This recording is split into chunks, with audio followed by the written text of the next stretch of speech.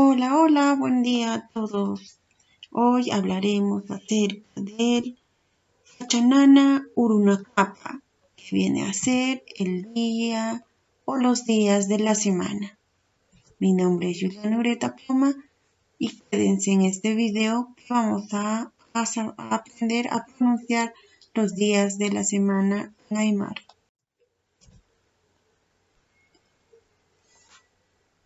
Hashuru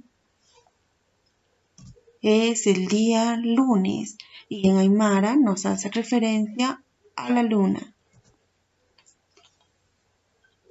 Turu significa martes.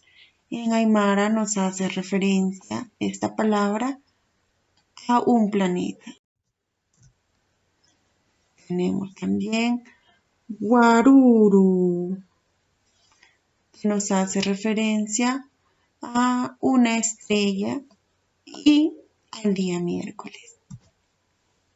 Yapuru nos hace mención al día jueves y en Aymara se interpreta al rayo también.